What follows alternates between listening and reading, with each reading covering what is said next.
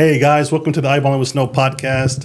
This is another one of those moments where we get to do the podcast, iBallin with Snow Part 2, where passion meets purpose. And on this program, that's where, if I'm lucky, I get to have someone in the studio, a studio guest as an interview, someone who's passionate about something in their industry. But before I get to this, let me just say I'm not going to just jump right into iBallin with Snow Part 2. I will start from the very beginning. iBallin with Snow is a two-part podcast. Part 1 is iBallin with Snow. Part 1, Play Locally, Win Globally. That's where we talk about everything that's going on with the contest, past, present, and upcoming events. Lucky for you guys, you all know that we have our current contest that's going on. And I'm telling you, viewers, so you new viewers, but also, when I have people in the chair, then I get to tell them exactly what we're doing also, because sometimes they don't fully grasp the concept. We have the iBallin Around the World Challenge going on right now, the all online shooting contest. This is your opportunity to play locally and win globally, which is the name of our Part 1 podcast. iBallin with Snow Part 1, Play Locally, Win Globally. What does that mean? You can register online in our contest and you can play at any time, anywhere in the world. I don't know that you can do this anywhere else in terms of basketball online. So, and this is the moment where you can compete against someone from around the world at the iBallin Around the World Challenge. And it's very simple to do. Take your phone, register, take your phone and record yourself and tell us your name, where you're from, and where do you ball. And take the 10 shots, post tag, follow iBallin Official, and just like that, I mean, it is literally that simple. You're in the global contest. Take a right side layup, a left side layup, a right side jump shot, free throw, left side jump shot, and then 5 spots around the 3-point line. That's 10 spots, that's 10 shots, that's 10 points. We're looking for your best score. It sounds easy to do. People think it's quite easy, but tell you what, guys, all of you guys who've been saying it's easy, none of you guys have posted your challenges yet. Why? I suspect it's because it's not easy. Everyone wants to get 10. Everyone wants to. I know that. But while all of you guys are chasing 10, somebody won this contest before with only 7 points. If someone would have posted, the guy out in Negri Simbalan, no, it was up north. I forget the city, but up north, there's a city up north where a kid told me he only scored 5. I said, hey, man, post it. You never know. If he would have posted that 5-point challenge, he would have walked away with 100 ringgit because everyone else was just like you and you didn't post. So you never know what can happen. We have guys out in Nigeria who's making thousands of ringgit playing this contest. And all with the notion of getting to the grand prize of competing for a trip around the world here to Malaysia. Or if you win out of Malaysia, like, listen up. If you win, we're sending you on an all-expense paid trip to the U.S. and to your very first NBA basketball game. That's what we're doing here. Let's give, how about a round of applause for that? Yeah. Okay, guys. Anyway, we're shouting out every state. I'm going to shout out every day, a new state every day, or a few states every day, all 50 states in the U.S. and all 16 states in Malaysia. Hey, Malaysia, wait a second. I know you don't have 16 states. It's 13 plus 3. 13 states, 3 federal territories. This I know. But I say collectively, all 16 states and federal territories will be shouted out. All 50 states in the U.S. will be shouted out. And the first 15 players to register, you're going to skip round 1. We're going to send you straight to round 2. Again, reach out to us. I'll put the details I'll put the information in the details in the show notes. Check us out on iBallin Official on all social media platforms. iBallin Official, all social media, or visit us on our website, internationalballin.com. iBallin, if you didn't know, stands for International Ballin. You might be a baller back at home, but are you really balling if you're not internationally balling? That's my thing. Anyway, guys, that's what we have going on for the iBallin with Snow Play Locally Win Globally contest.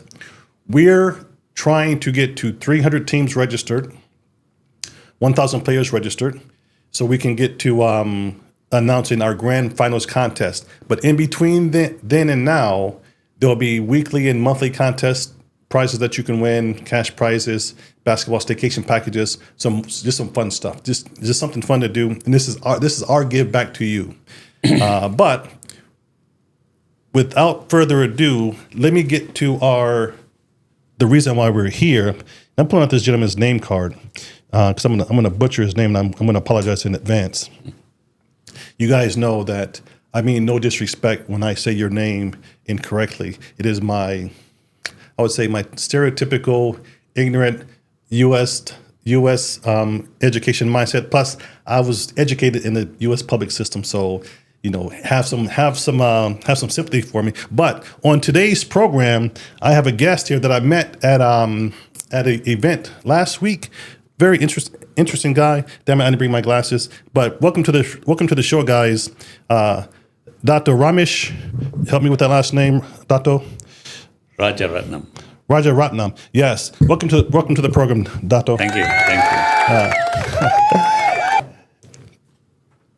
Hey guys, real quick. I'm going to let Dato just do a quick introduction of himself while I go get my spectacles because we have a lot of stuff we want to get into. Dato, please tell my guys who you are, where you're from, what do you do? Okay, folks. As mentioned by Snow, my name is Ramesh. Some know me as Dato Ramesh. I'm actually retired. I've been retired for probably close to 20 years from active work. Amongst the things that I've done in my life, includes being a chartered accountant, shipping company CEO, classic car enthusiast, treasure hunter, and a pretty well-traveled person throughout the world, especially in America and Canada and Europe. So that's my brief intro. Some people know me as being very passionate about what I do, and some people, the establishment. I'm not someone who will agree to everything that's being said. So I do speak my mind out. So depending on how you look at it, I'm either a great person to know or a person to avoid. Either way. Hey guys. So you can see with that introduction why I am very honored and privileged to have Dr. Ramesh here with us today. Two, I think you saw, and I'm catching myself on this because I'm on this particular podcasting journey. I did rush through a lot of that beforehand. People will tell me, I got a guest coming tomorrow on the show. His first time on a podcast, and he says he's nervous. I said, dude, I've done probably dozens of these things already. I get nervous every single time. But a good friend of mine who is a speech pathologist, speech coach, her name is Wendy Corner. Shout out, Wendy. You can follow her on My Life with 20 kgs. She taught me a very great technique in doing these podcasts. Because she was sitting right in that chair where you are, Dato, and she said, Snow, I want you to remember to breathe. Mm-hmm. Simple as that. So I should run through this checklist of hers before I hit record and just breathe. It makes a difference. And so when Doctor was doing his introduction and his background, and I got up out of the chair, instantly I remembered, oh shit, Wendy, breathe. Because I was rushing. So, Doctor, you said you mentioned that you have a very extensive background in a lot of different areas. Yeah. I've designed a few questions I want to ask you based around your profession as an accountant. Okay. But before we get there, let's just share with my group about how it is that you came to be in this chair and how it is that I came to know you. Okay. So, guys, I think it was it last week? Yeah, it was last week. So last week, a good friend of mine who's also been on the show, Louis. Louis does crypto work crypto wealth management, and some teachings. And so Louis invited me to one of his events. I am not in the crypto space. I don't know that I would not be. It's just that I don't know enough about it. And I have a lot on my plate learning this stuff here. Yeah. But Louis he's a wonderful friend. He's a great networker, right? Yes, absolutely. So he says, Snow, I think that your podcast could use this group. And so I popped over. Plus, there was free pizza, right? So I just gave away the whole show. If there's free food, I mean, you can probably get me to your table. You can probably get me to your event if there's free food. But anyway, it was a crypto event, a Bitcoin event. Yes. That had a bunch of interesting people there, and that's how you and I got to meet. Yeah. Let me ask you this question with regards to that space, that crypto space, or that those folks around there. Okay. First off, are you a crypto investor? Do you play in this space? I'm very familiar with the crypto industry. Okay. You know something? That's probably a wise thing to say, because nowadays, when these idiots out here hear that you are big crypto, it's a target on your back. You know what? I have no idea what I'm doing with crypto. I'm very, very new to it. I got a very small bank account in the crypto space. So we met at one of these events. Yeah. So this is now my third, one of these crypto spaces things that I've attended. There's something that I've noticed is that a couple of things that you and I talked about just briefly is that I believe I'm not getting any older. Rephrase. I believe I'm not getting any younger. I don't by any means feel old. I still mentally feel just as young as I've ever been. Yeah. I don't know if that's a problem for me because some part of me telling me I'm going to be 55 soon and I should probably grow up. But by the time I decide to grow up, I might already be old. So in the crypto, in those events, I don't know if you and I kind of bonded because I thought I was one of the eldest persons there. Oh, you weren't. I was. Yeah. So you have the personality that I think fits in with just about any demographics, any age demographics. Thank you. But I did find that once I saw you, we started having a conversation. Well, I guess it's from a life experiences. We have more things in common to discuss, and I felt more in place there than I did at the other two. The other two were just really. The kids were just talking stuff I just can't relate to. So how do you feel about that? I've been in the crypto space for a very long time. Mm-hmm. Maybe if I could explain, so that the audience understands Sure. where I'm coming from. You see, the crypto business is well understood by those 18-year-olds till perhaps the late 20s or 30s. As you get older, there's less understanding, and by the time you hit your 50s or 60s, like in my case, you'll hardly find anyone wanting to look at crypto because we have a mindset that if I can't see it or I don't understand it, Right. and therefore it's not for me. Right. So on my journey, I actually came across the crypto name. In fact, to be honest, I think Bitcoin as early as 2010. Oh wow. Yeah, 2010. If you recall, Yeah. The first guy who made a Bitcoin transaction paid 10,000 Bitcoins yeah. for 2 pizzas. Yeah. Right. So I already caught on to it. Although I'm an old man, relatively old man. Relatively, yeah. Relatively old man. No, I could be called relatively young man, depending on Sure. how you say it. Yeah. I caught on to that way back in 2010. Nice. And I was amazed. I love technology. Even though I'm in the older generation, in the grandpa generation. I actually am familiar with blockchain, Okay. artificial intelligence, Sure. and if you name it, generative, intelligence and so on. So back then, I was probably in my late 40s or late 40s perhaps, when I came across it. I said, "This is interesting." I mean, and I didn't know what it was all about. So I said, "Okay, well, it's interesting. 10,000 bitcoins for a pizza. Wow, either the bitcoin is just crap, Right. or the pizza is just some price at some astronomical Right. amount." For those of you who are interested to check up on the value of 10,000 bitcoins, please do. It Yes. will blow your mind.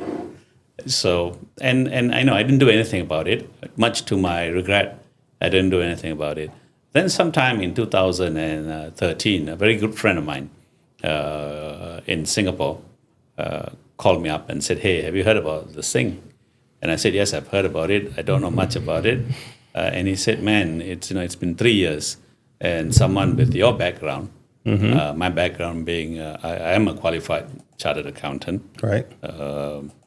Sometimes I may say that I'm a qualified shattered accountant." Shattered.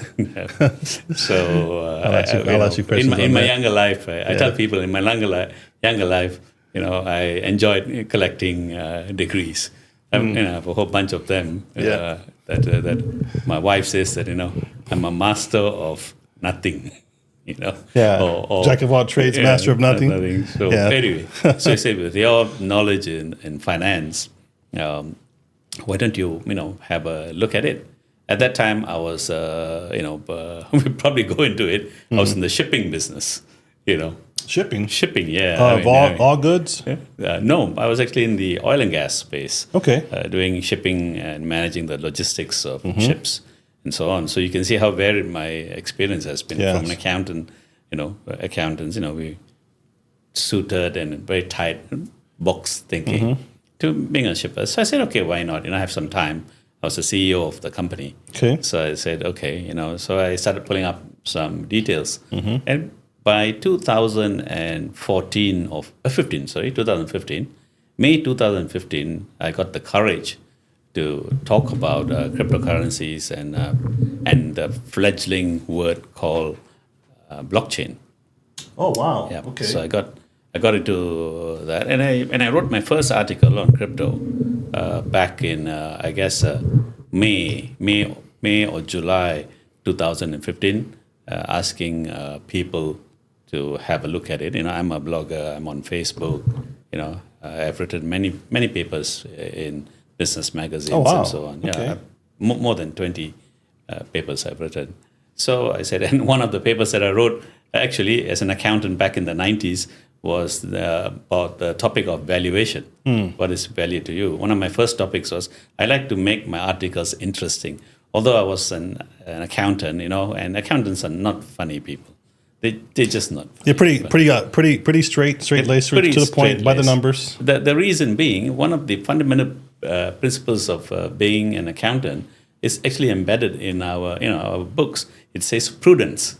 Prudence, yeah. So when you are taught, be prudent, then your mind actually, focuses on the subject matter. Right. You're not very willing to look out of that box. Right. And so, and in fact, have you heard the term? If somebody says that you're a very creative accountant, it's actually insult. bad. It's an insult. Yes. It's a bad word. But throughout my journey, I've been a shattered accountant. Ah, okay, yeah. That's the term, shattered accountant. For almost 40 years. I kid you not. I started training as an accountant at the age of 17 years and 11 months. 17 years and 11 months. So by the time I graduated, I was convinced that it was my calling, or so I thought. Yeah. And then, but I was good with numbers. I was very good with numbers. I was going to ask a question. I don't mean to interrupt you, but were you a good accountant? Yes, I was a little plug for me. Yeah. I was in my youth, when I was smart, when I was clever. In my youth, I was considered one of the best accountants in the company. Wow. Okay. So, yeah, that's excellent. Yeah, excellent. So I had a good run, and by the time I was in my late 20s, I was already Oh, wow. a star. So You're as an established accountant in your late 20s. yeah. That's a big deal. That's a big deal. Even in the company I was working for, I mean, it's a big European. Now it's American base. At that time, it was based out of London. It was already considered quite a big thing. Right. But enough about that. Coming back to the crypto, yeah. right? So a buddy of mine, very close friend of mine, even now, he was in my house last week as well, and he said, "Hey, mate, why don't you have a look at this?" And so I did, and I wrote my first article on crypto, on Bitcoin, 2015. When I wrote that paper, Bitcoin was probably about $150. $150. Wow. Yeah, $150. So in 2016, life has its ups and downs. I got divorced, and after getting divorced, I was in a bit of a rut. Sure. Not knowing, what to do with my life. It's more of the sadness of losing a family. Right. So because my ex actually took my kids away as well.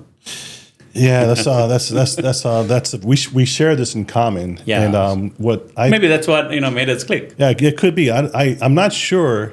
I wonder how many. I'm certain that you and I are not the only ones that have this feelings as the man, as the husband, getting divorced and losing the family, losing the kids. What that does to us. Yeah. Yeah. I'm sorry. Yeah, no problem. I didn't mind losing the wife. Sure. Yeah. I miss the kids though. Right. So anyway, so it's a bit of a rut, and I drove down. I was not working at that time, not doing anything in terms of engaging my time in a full-time capacity. Right. So I said, okay, let me read up, further. And in 2016, I hosted a dinner for my friends and family in town in Kuala Lumpur. Right. By the way, as I mentioned, Snow, I've lived around the world. But, share that. Yeah, share that. Yeah. I'll come to that. Okay. So this was in Malaysia. So I actually spent some time in the US and Canada and so on. And I picked up, information and what's going on. So as you know, the US was way ahead in cryptocurrency back then, before China and Korea and all that came in. So when I was in the US, I attended a couple of courses. And in 2016, I invited my friends and family for a briefing on cryptocurrency investment. If I'm not mistaken, I think I invited about 16 people to dinner, which I paid for as well. Okay. Dinner and drinks. And of that 16, 14 told me that I have lost it. Right. Yeah. I mean, come on, man. Talking to me about a coin, Well, back to the shuttered accountant. It's all in line. It's fitting there. So I mean, they probably said this man is shattered. Yeah. Hey, listen, he's going through divorce. He's talking about these coins. Yeah, guys. Yeah. Intervention is coming soon. Yeah. You could say that. So and you must remember, this was about 10 years ago, right? Yeah. So even in the U.S., people didn't understand what is going on. Yeah, not even 10 years ago, it was still a novelty item. Yeah, it's a novelty item. So, and I think with a little bit of credit to me, I could see where technology was heading. And I had family members who are highly educated, people who are engineers, doctors, professors, and so on. And they all told me that I've lost it. One or two still say the same. But never mind, coming back to the 16 people. So of the 16, when I called them up about a month later to say, hey, have you guys done anything about, what I asked you to do? Right. 14 maintained the fact that I was drunk or mad. Yeah. And 2, put up their hand and said, hey. So one guy said, a very good friend of mine, one guy said, hey, Ram, I'm known as Ram to my friends. Sure. Right? So, hey, Ram, I have no idea what you spoke about that night. Right. I was enjoying the monkey shoulder whiskey. Oh, nice. Okay. Yeah. And but I tell you what, I'll give you $2,100, which was about 10,000 ringgit at that time. Okay. Right. So he came to my house. He gave me 10 grand. Yeah. And he said, I don't know, you spoke about some coin. Yeah. Just, Yeah. just get me one. I said, so, okay, but what would you like me to get you?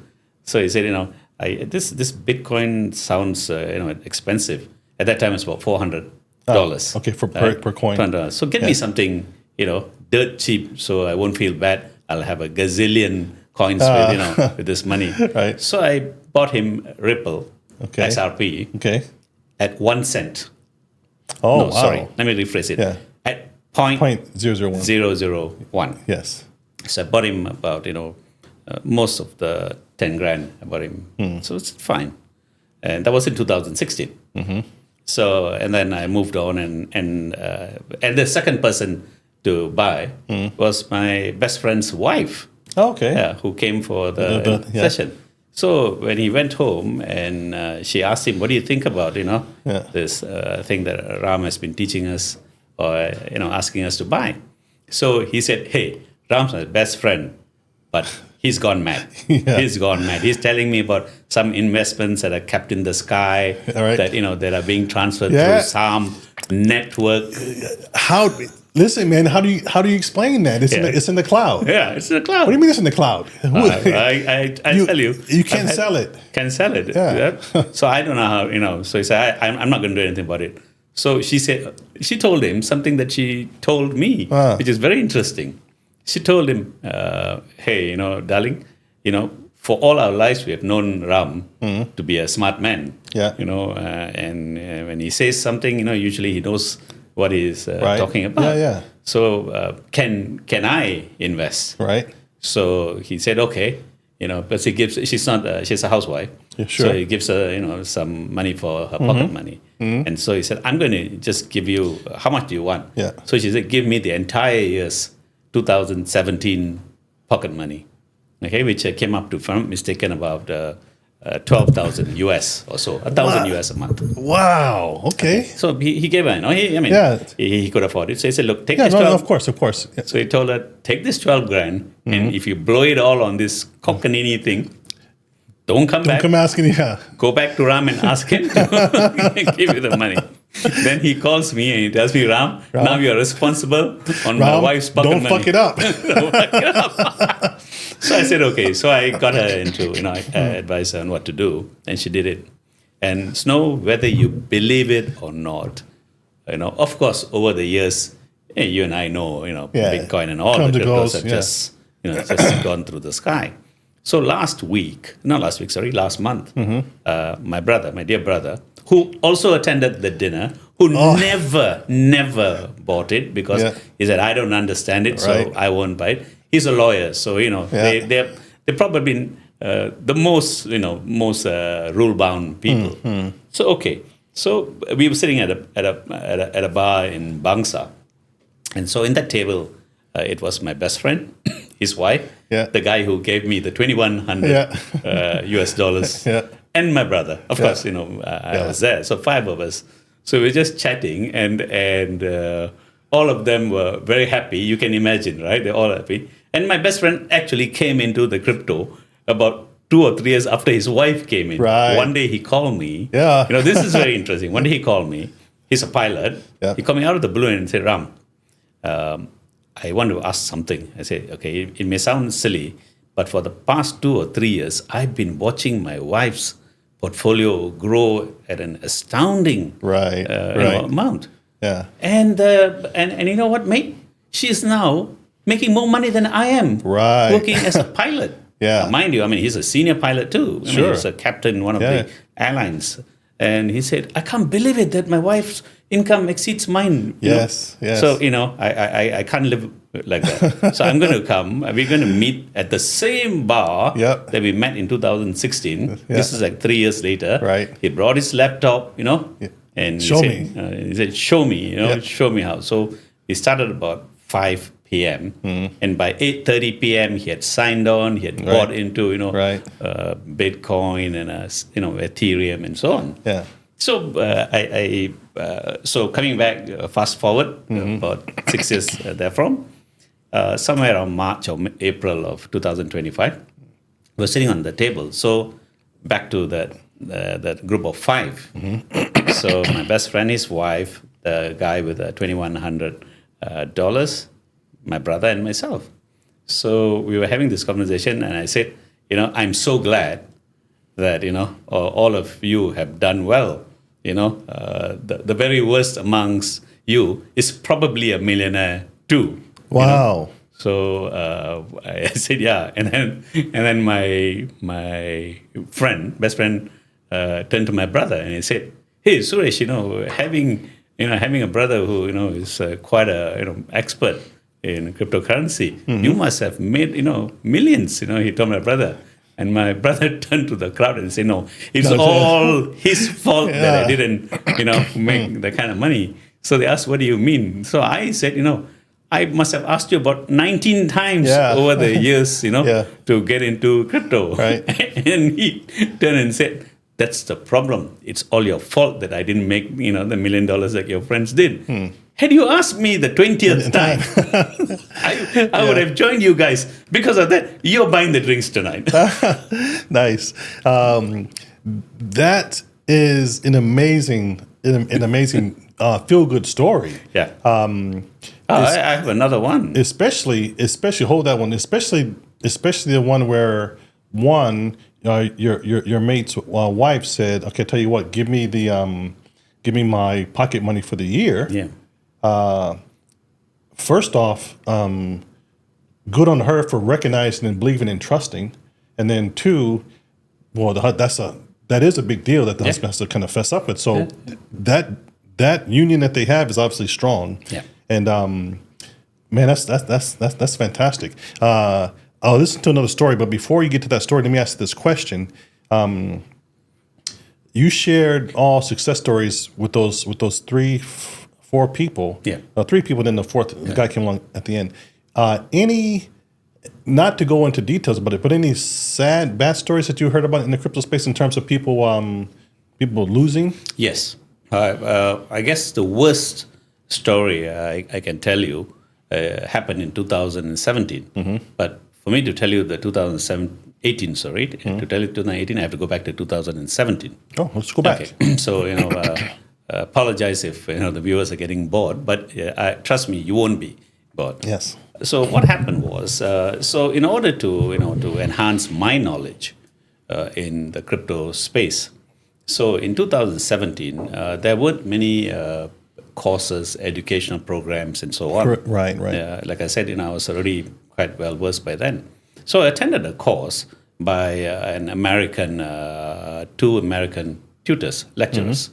And they were out of the U.S.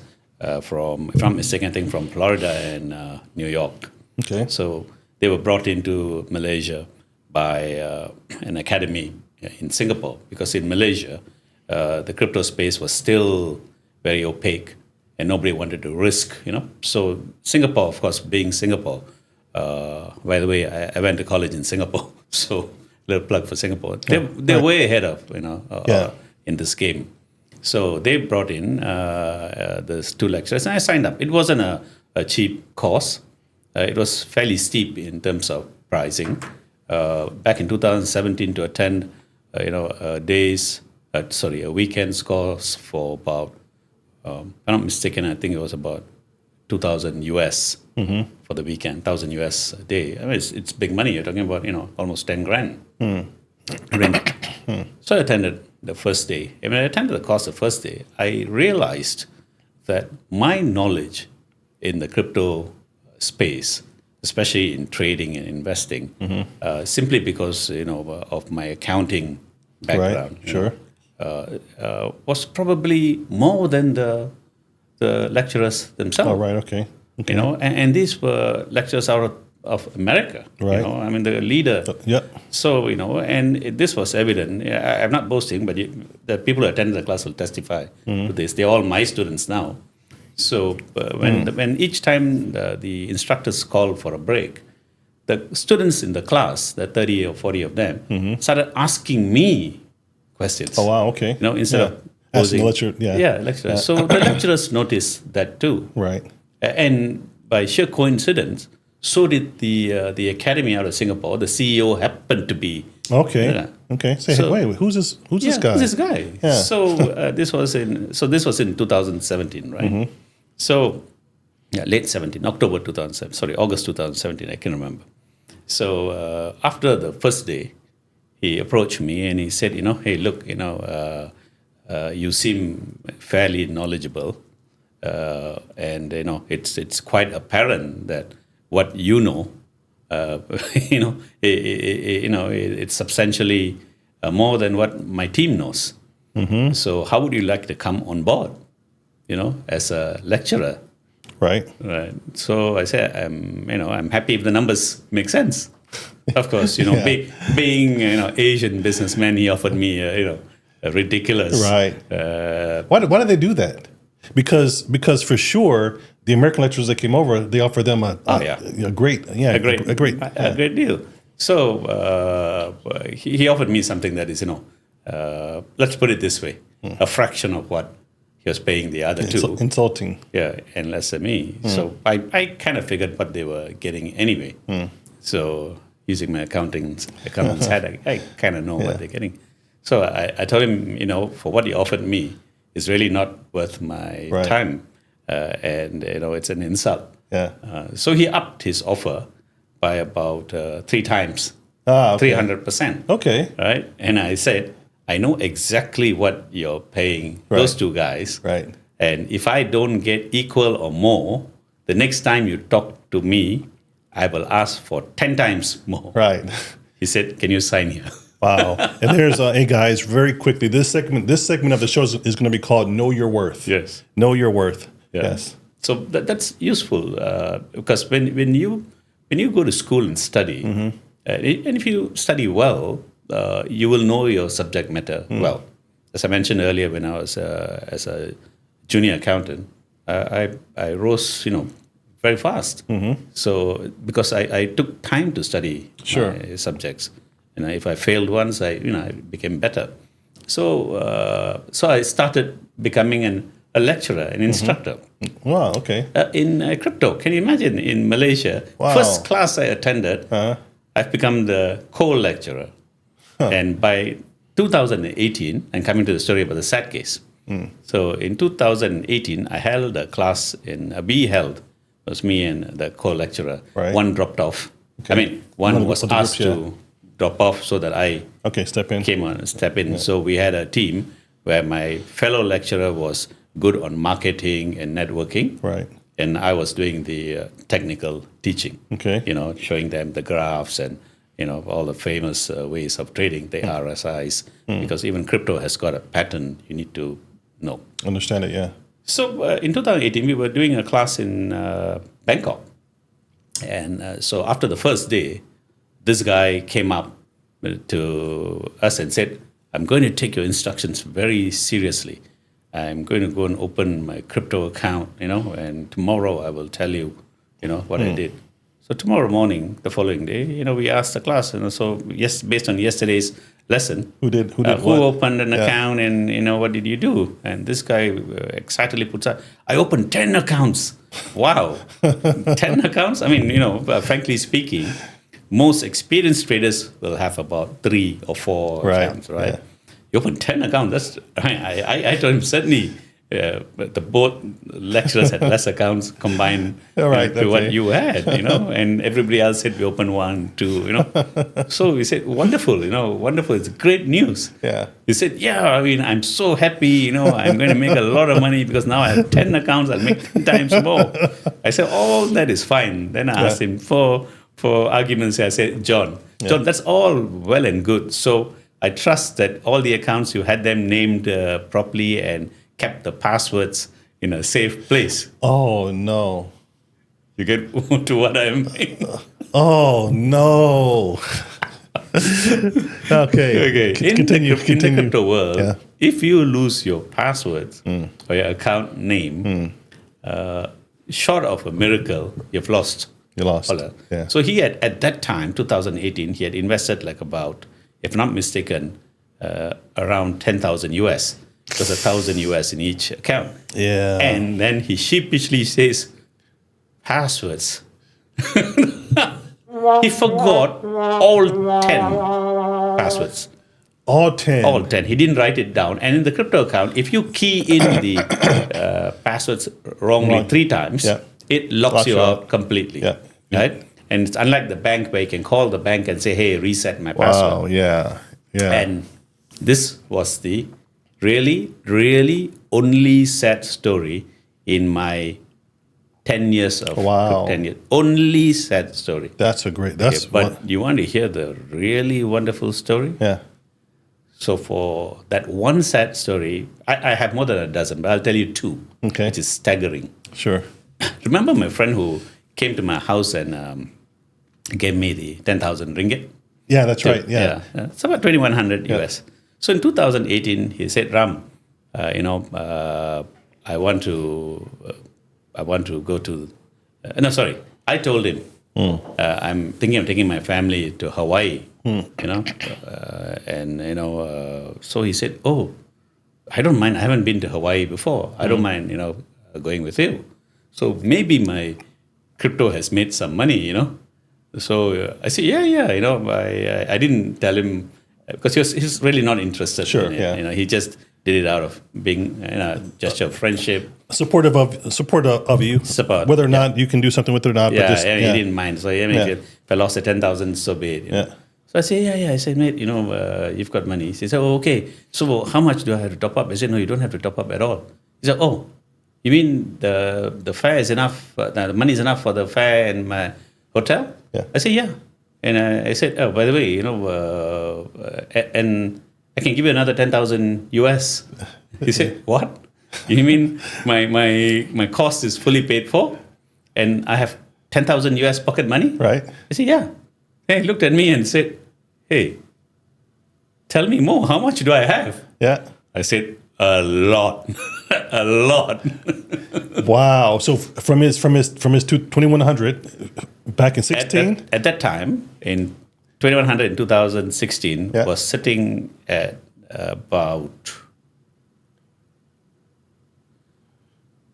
60 grand. So he has a couple coins at least. Oh, he had a lot. Wow. A lot.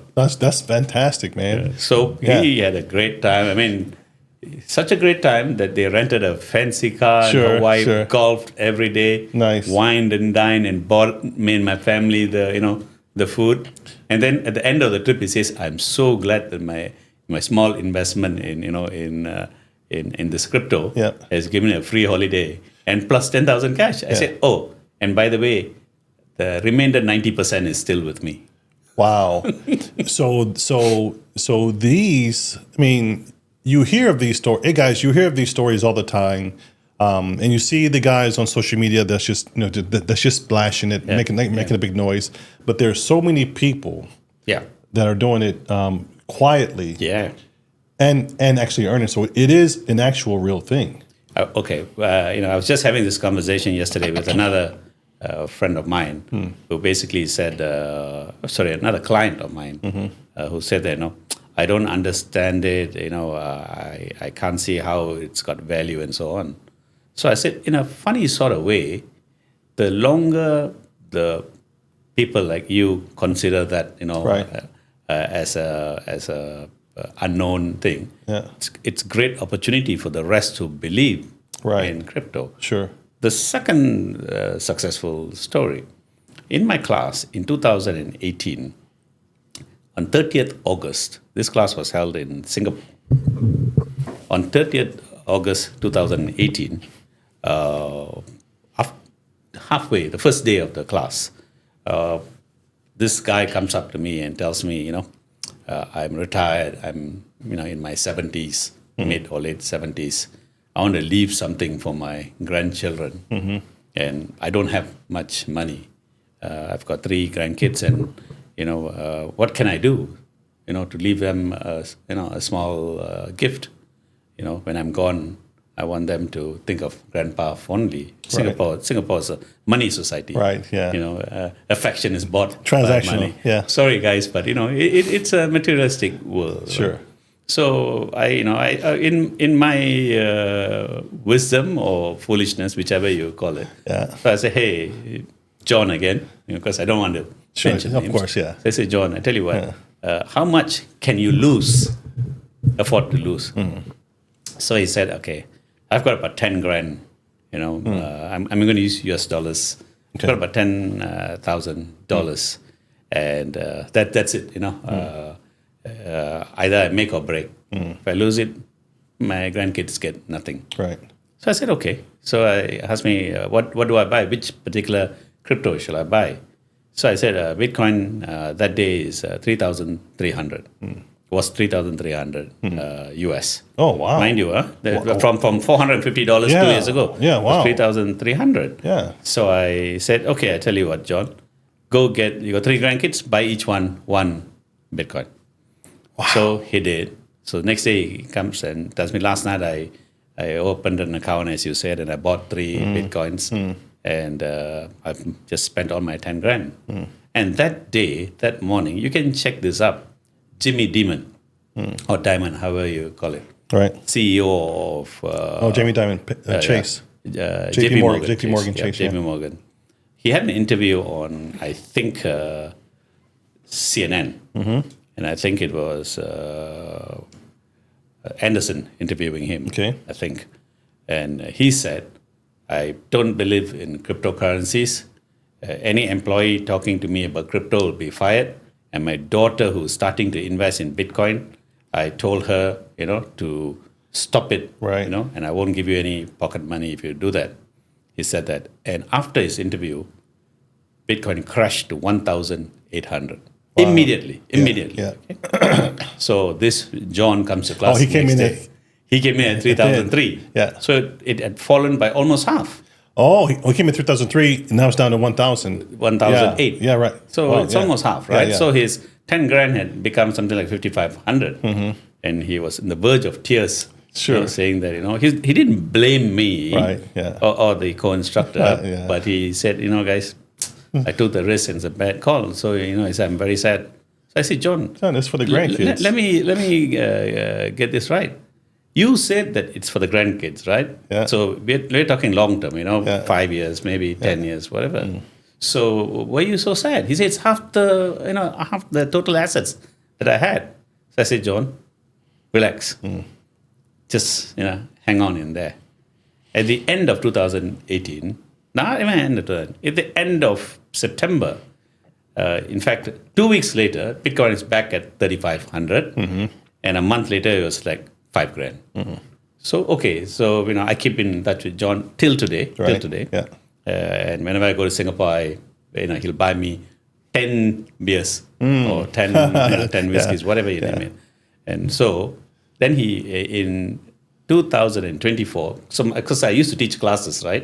So I used to tell my students, if there's one investment you want to make and you can afford to lose that money, buy some Bitcoin, buy half. Right. And I told them back in 2018, my mantra was, in about 5 to 10 years time down the road, you would find it hard to come across someone who holds one Bitcoin. Okay? Yeah, it'll be the whole multiple. The whole multiple. It'll be very hard to find one. You remember we had the seminar last week, Yes. and the CEO of an exchange told us he doesn't even own one. Right. Okay, this was, and Right. because it's almost $500,000 ringgit. Yeah. One Yeah. Bitcoin.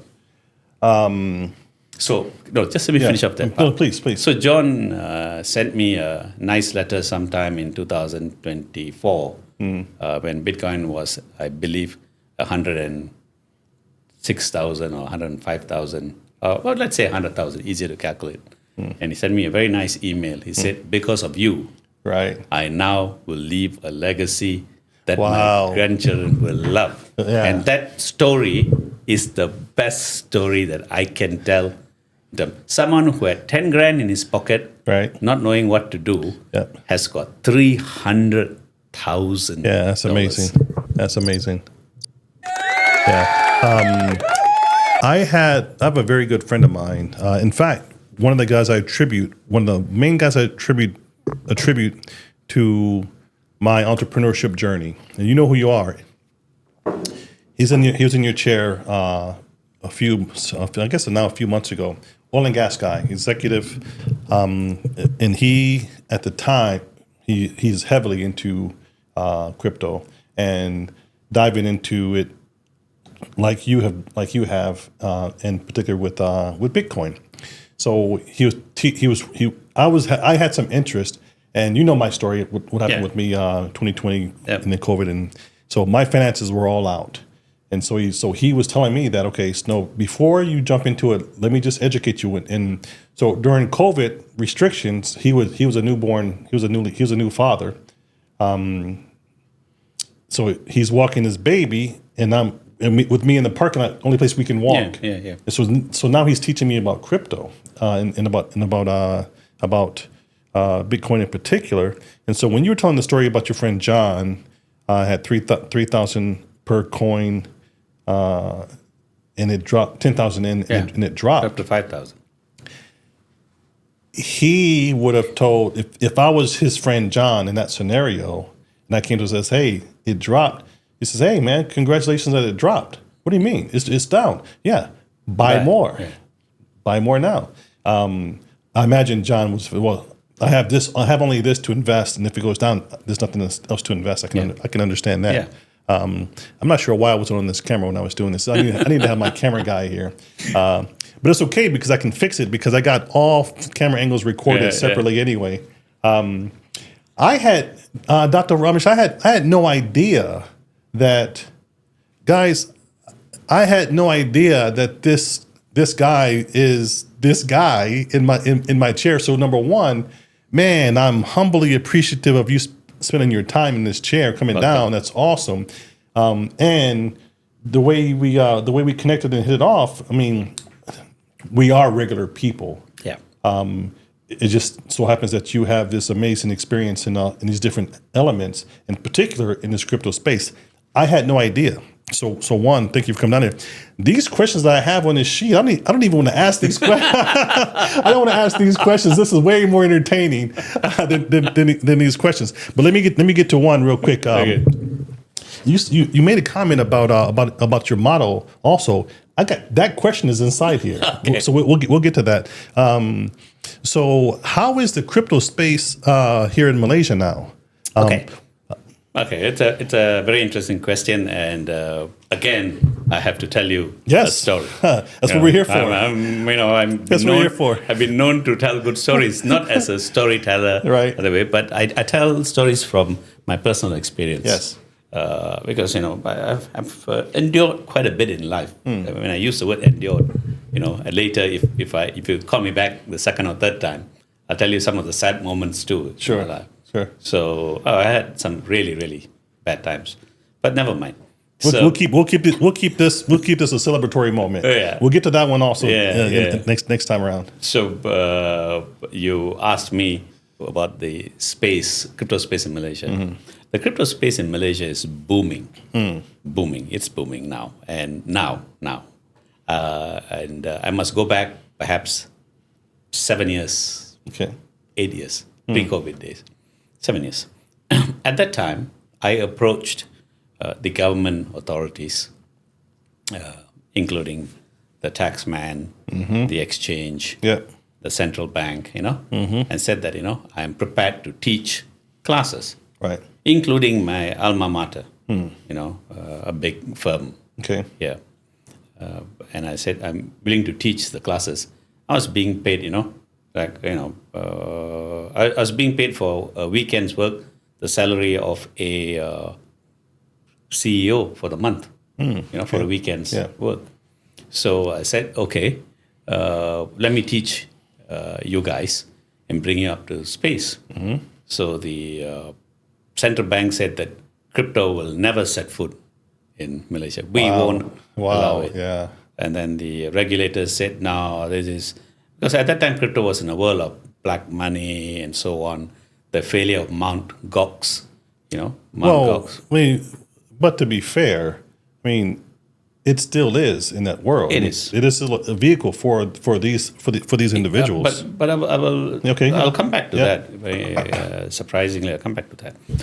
So after the Mt. Gox fiasco in 2016, the crypto just had a bad name to it. So in Malaysia, there was nobody willing, including my former company. I said I was willing to do a session for the accountants because I think I still do. I think accountants and auditors need to come up to speed with crypto because now there are companies putting crypto on their balance sheet. Yeah. How do you audit it? Yeah, that's right. I tell you, Snow, as an ex-auditor myself, Right. I dare say 90% of my colleagues, sorry guys, today, my batch of 1984, Okay. 90% would not know how to audit. If, let's say, for argument's sake, let's take Tesla, which is true. If Tesla puts 100 million worth of crypto on the balance sheet, as Elon did, Right. not 100 million, I think, in the billions. Right. If you weren't trained in auditing the crypto-based balance sheet, as you could audit, I own 10 tables. It's very easy. I count the 10 tables. That's Right. it. Yeah. But this is in the air. Yeah. Yeah, in the air. Yeah. How do you verify it? Right. So because of your ignorance, are you going to dismiss the accounts? Are you going to qualify the accounts? Because there may come a time where you may actually have to say, we have audited everything on the P&L and balance sheet, Right. except for Bitcoin because we don't know how to do it. Right. Because that's really what you are going to say. And to my disappointment, my former company told me, oh, none of our clients will put crypto on their balance sheet.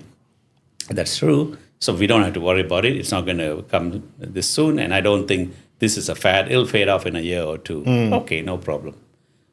Some 5 years or 6 years later, I meet him down the road at a function. And he comes to me and says, boy, oh boy, you are way ahead Right. of this industry. Yep. And we just paid $1 gazillion to have our staff trained, how to audit. I tie all these things back to shattered accountant. Yes. Yes. Shattered. Because you see, as an accountant, or for that matter, if you're a lawyer, and you went to your clients and said, I want to introduce you to a new form of investment, you'd be chased out of the room. Of course, yeah. No matter how senior or Sure. polished you were, people won't believe. So, but as you know now, there are 5 exchanges in Malaysia. 5 crypto exchanges in Malaysia. Oh, okay. Yeah, 5, wow. not 1, 5. Yeah. And I was told the investment, it could be right, could be wrong, but Malaysians have probably invested in excess of 900 million ringgit.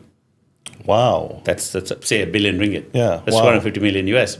Maybe small, but for an industry that had got no chance at all, Not even 7 years ago. only 7 years ago. Yeah. But now it's booming. Now I got kids. Most of my students are all in their 20s, 30s, and 40s. Yeah, of course, you've got some older ones. Okay. So this is why. So now I understand why if you and I walk into this space of these young people, this is why I feel completely out of place, and you're perfectly. Well, you're not in place. Hell, you built the foundation. Yeah, I mean, as you saw the other day, relatively speaking, yeah. the others were coming to talk to me about crypto, including the CEO. Yeah. The CEO said, "Hey, I want to talk to you more." Yeah. It's because I told him, I said, I have been in the space probably at the time when you were in university. Right. So now, I mean, you must give me some credit. I do know what's happening around the crypto space. Yeah. And this is where I'll give credit. So I'm sorry, you young people out there, you guys don't get enough credit. I mean, we older heads, we do shit on you a lot for doing a lot of these different things, foolish things that we think is foolish. But in some of these spaces, you don't get enough credit for actually tapping into the resources of those elders that's before you, that they will latch onto these things, learn that knowledge, master it, and very, very quickly master it and move on. How fast do they learn it versus guys like me? Okay. Based on my experience, I've been in the teaching field till COVID. I was conducting classes. Then COVID came. Yeah, I had no idea. Yeah, Okay. and now that COVID's over, they'll probably start. They're talking. There are schools talking to me as well. But I have seen people in their 20s pick up and run on day 2. Wow. On day 2. Yeah. Whereas I've seen uncles and aunties Yeah. at the end of day 2, they are probably 10 to 20% more knowledgeable than they were. Because you must remember something, Snow. In the world that we are moving into, and the reason why I have said that cryptocurrency, let me rephrase it, the whole space in blockchain. Yeah, the It's not going blockchain to- space, yeah. It's not going to go away because life, as you and I know it, has progressed from the time that we're doing additions and subtractions on the wall, That's right. right? Yeah. To now, you press a button and you get an answer. So if technology is spreading, technology relies substantially on computers. Computers are the enabling tool for networking. Networking then gets into the realm of the blockchain. And the blockchain is an intermediary, of thousands and thousands of people keeping separate books of transactions. So you may have an accountant keeping one book, but the blockchain now can keep 25 million books and give an answer faster than the accountant can give Right. you. Yeah. So, and the blockchain, it's called the Ethernet. Okay, it's the Ethernet. So, if today, if 100 years ago, if you sat down in your house in Florida in say 1920, okay, your grandfather, okay, 1920, or great grandfather, and said, Chicago for me, Joliet. okay, Yeah. Joliet, Chicago. I've been there. Yeah. So if your grandfather or great grandfather sat there and said, the moon looks really nice. One day men shall walk on moon. Hey, get out of here! Come on. Come on, Grandpa. Yeah. I mean, what are you? Hey guys, Grandpa been hitting the moonshine again. That's right. He's on it. Come listen. No, listen. He said on the moon. But today you and I know they're looking at walking on Mars. Yeah. Right. Yeah. So Mars is what some Yeah. 27 out million there, out there. miles away, something like that. So technology will move ahead, whether you like it or not. Yeah. My parents, my dear dad and mom, are struggling with using the mobile phone, Right. Because they are into the 80s and 90s. Sure. They can't handle it. But I told my dad, do you know that our utility bills are being paid through the computer? Not now, but some years ago. And he says if that day ever comes to him, he doesn't realize it because we are paying the bills Right. for him. Yeah. He says, if I cannot walk, if I cannot take my bill Yeah. and go to the counter and give him cash, Yeah. then my bill is not paid. Right. I'm wondering, how's the bill paid in this house? You see, so it's come to that level. So don't you think, a logical question, now AI is the buzzword, right? Yeah. AI, generative AI, and so on. Yeah. And the AI space is staggering, I tell you, because I'm also getting into that space. Well, I've gotten into the space and I'm seeing the functionality of the technology. And if AI comes one day, and right, the AI we're going to come to a life there are many movies, by the way, but we're going to come to a lifestyle that when you walk into your house, the lights are switched on to the level that you want. Yeah. Music plays, your refrigerator tells you, It's just a Bill Gates, right? His house, he was one of the first to do it. And I'm on the fence of I wholeheartedly embrace that technology. Yeah. For those who make the argument that technology is killing this or that, listen, it's you rely on it so much right now you don't even know it. Yeah. And so for it to be replaced back to what it was, you will never want to go back to that. Exactly. Yeah. When I'll come to that. Interesting. Yeah. So don't you think there will come a time that that you'll walk into your house, okay, go to your fridge, and milk is the fridge will tell you you're short on milk. Yep. Shall I order some milk for you? And you'll say, yes, please order. Okay, I'll order it at Walmart. Let's say I'll order it at Walmart. Everyone knows, right? Yeah. But then comes payment time. Okay. Are you going to go back to that? Oh, let me drive to Walmart and pay. Or let me go to the internet and use my card to pay. There will come a time, or if it hasn't already come, but all you have to do is move 3 Ethereum. I'll pay with Ethereum. Right. You'll tell your fridge. Sure. and the fridge will go into your crypto account, Yeah. take it out, and pay. Man, I tell you what, I was getting goosebumps because when you're talking about the refrigerator ordering the milk, I swear to you, I saw this right now today in China. Yeah. I saw something on China. I think it was an American YouTuber, content creator. They went out there, or they lived there, and they said, "Listen, my refrigerator knows what product is getting low, and it reminds me to place the order." Yep. And because the world of blockchain technology has moved in such a speed, So fast. so that all you need to do is scan your code and Yeah. it tells you what to do. I mean, it's amazing. You know, when Amazon had this Amazon speed where you can just go to the shop, pick up an apple and walk out of the store and it does everything for you. Yeah. I tested it about 5-6 years ago when they came out with it. Oh, okay. I was just bowled over. I think I was somewhere in California, and I picked up. My wife picked up an item. I can't remember. It was a food item,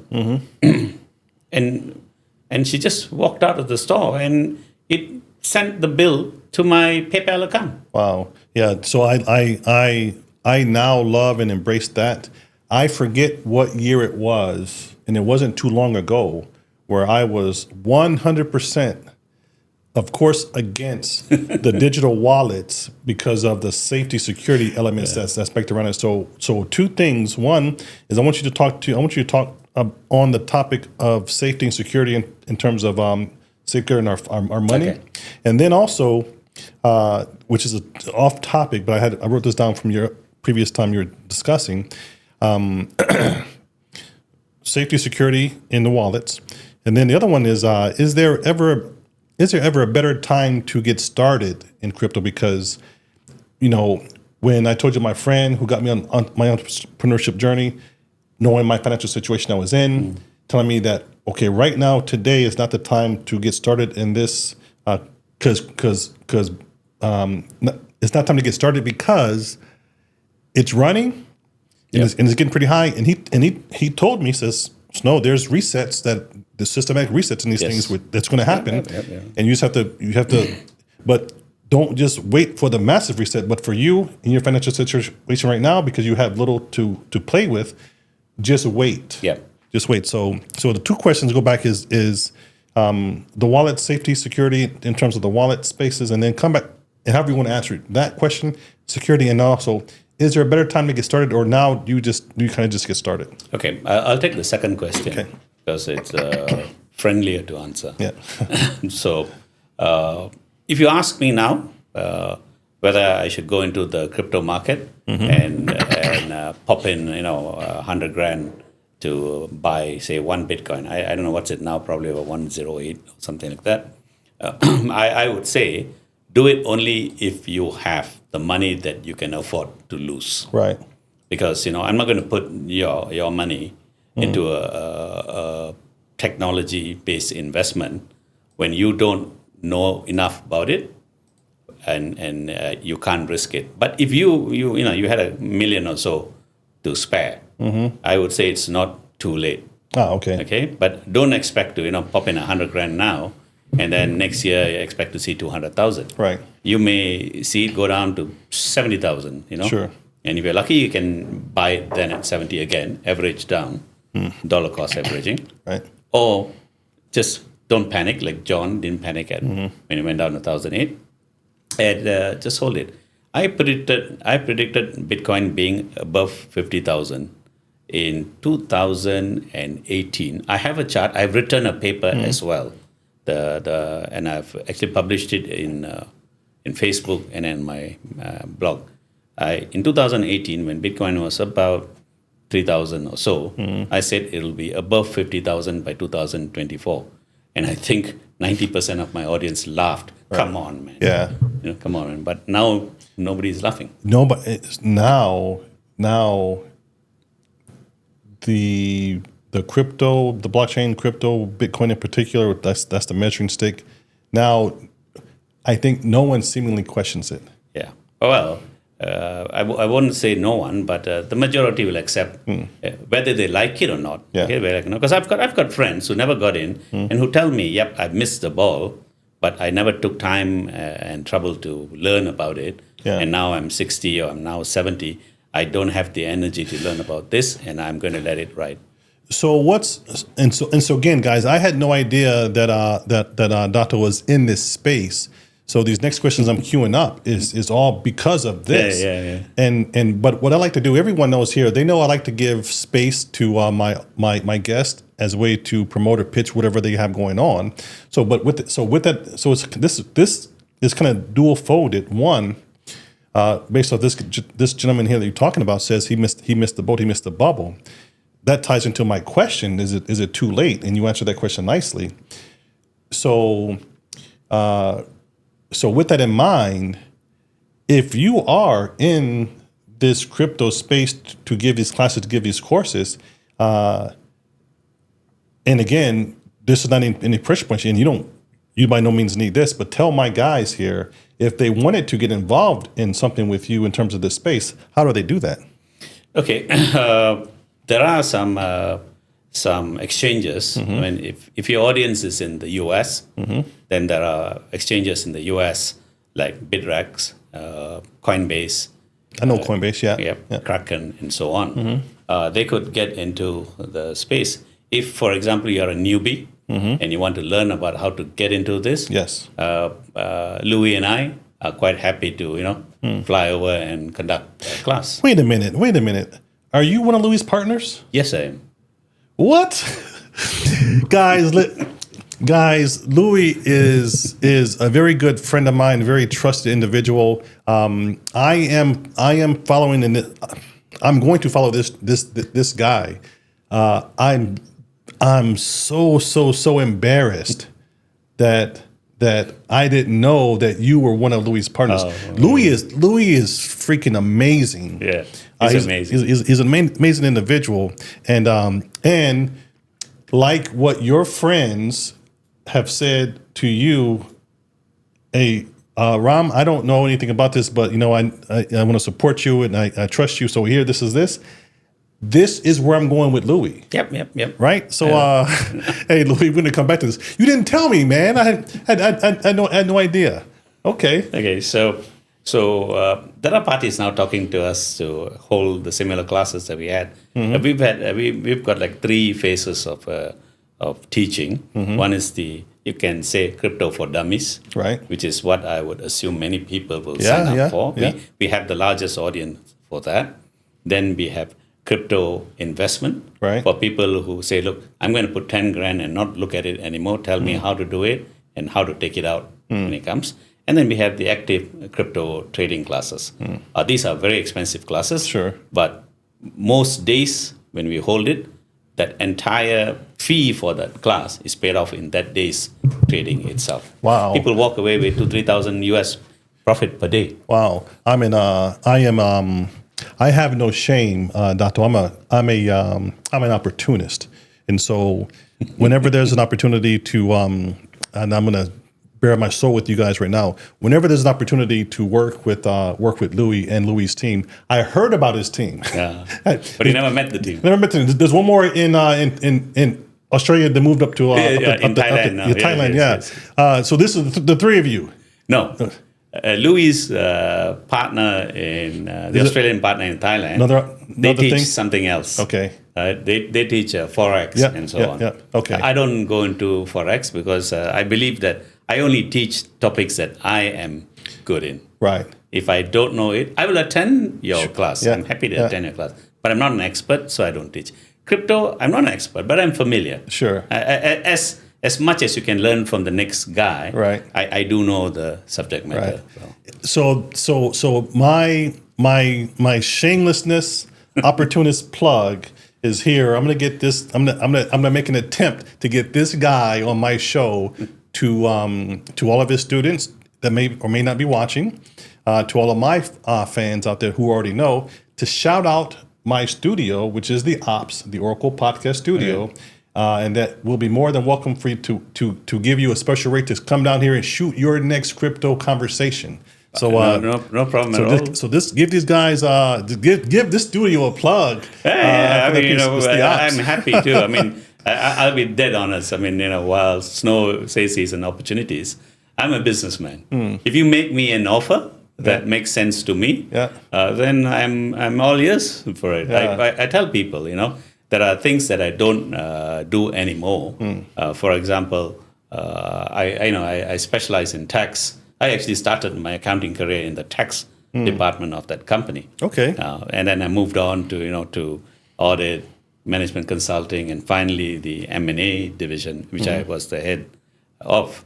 But I don't do most of that work as a chartered accountant. Right. Yeah. But if you ask me a question in that area, chances are I would give you an answer that is probably 90%, near to being great. Wow. So, but my passion now is actually, as you said, right, putting passion to work. Passion to purpose. Passion Yes. to purpose.